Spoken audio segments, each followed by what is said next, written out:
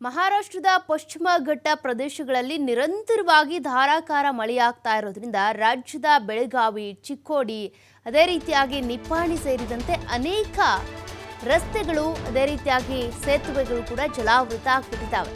ಈ ಪ್ರದೇಶಗಳಲ್ಲಿ ಜನರು ಈಗ ಸಂಕಷ್ಟಕ್ಕೆ ಎದುರಾಗಿದ್ದಾರೆ. ಬೆಳಗಾವಿ ಜಿಲ್ಲೆಯ ಸಪ್ತ ನದಿಗಳ ಒಳಹರಿವು ಕೂಡ ಹೆಚ್ಚಾಗಿದೆ.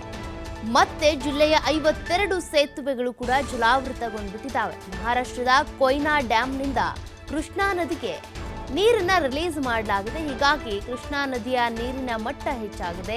ನಿರಂತರ ಮಳೆಗೆ ಇದುವರೆಗೂ 42 ಗ್ರಾಮಗಳು ಜಲಾವೃತ ಆಗ್ಬಿಟ್ಟಿದ್ದಾವೆ.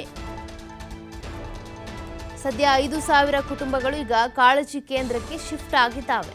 ಮಹಾರಾಷ್ಟ್ರದ ಪಶ್ಚಿಮ ಘಟ್ಟಗಳಲ್ಲಿ ನಿರಂತರವಾಗಿ ಮಳೆ ಆಗ್ತಾ ಇರೋದ್ರಿಂದ ಜನರು ಸಂಕಷ್ಟದಲ್ಲಿದ್ದಾರೆ. ಅನೇಕ ಮನೆಗಳು, ರಸ್ತೆಗಳು, ಅದೇ ರೀತಿಯಾಗಿ ಜಮೀನುಗಳು ಕೂಡ ಜಲಾವೃತ ಆಗ್ಬಿಟ್ಟಿದ್ದಾವೆ.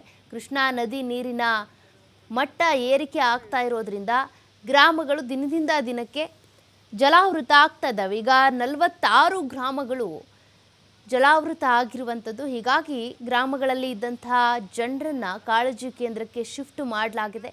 ಮನೆ ಮಠ ಬಿಟ್ಟು, ಆಸ್ತಿ ಪಾಸ್ತಿ ಎಲ್ಲವನ್ನ ಬಿಟ್ಟು ಕಾಳಜಿ ಕೇಂದ್ರಗಳತ್ತ ಜನರು ಹೋಗಿರುವಂಥದ್ದು. ಈ ನೆರೆ ಕಡಿಮೆ ಆಗುವವರೆಗೂ ಕೂಡ ಕಾಳಜಿ ಕೇಂದ್ರಗಳಲ್ಲೇ ಇರಬೇಕಾಗುತ್ತೆ.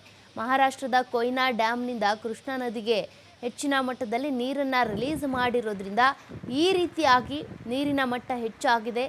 ಅಲ್ಲಿ ಬೆಳಗಾವಿ ಸುತ್ತಮುತ್ತ ಬರುವಂಥ ನಿಪ್ಪಾಣಿ, ಚಿಕ್ಕೋಡಿ ಇಲ್ಲೆಲ್ಲ ಕೂಡ ಗ್ರಾಮಗಳೇನಿದ್ದಾವೆ ಜಲಾವೃತ ಆಗಿದ್ದಾವೆ. ಕೊನೆಗೆ ಸೇತುವೆಗಳು ಕೂಡ ಮುಳುಗಡೆ ಆಗ್ತಾ ಇರುವಂಥದ್ದು. ಅನೇಕ ಗ್ರಾಮಗಳಿಗೆ ಸಂಪರ್ಕ ಕೂಡ ಕಡಿತ ಆಗಿದೆ. ರಸ್ತೆಗಳು ಜಲಾವೃತ ಆಗಿರೋದ್ರಿಂದ ಹೀಗಾಗಿ ಯಾರೂ ಕೂಡ ನದಿ ಪಾತ್ರಕ್ಕೆ ಬರಬೇಡಿ ಅನ್ನುವಂಥ ಸೂಚನೆಯನ್ನು ಕೂಡ ಜಿಲ್ಲಾಡಳಿತದ ವತಿಯಿಂದ ಕೊಡಲಾಗಿದೆ.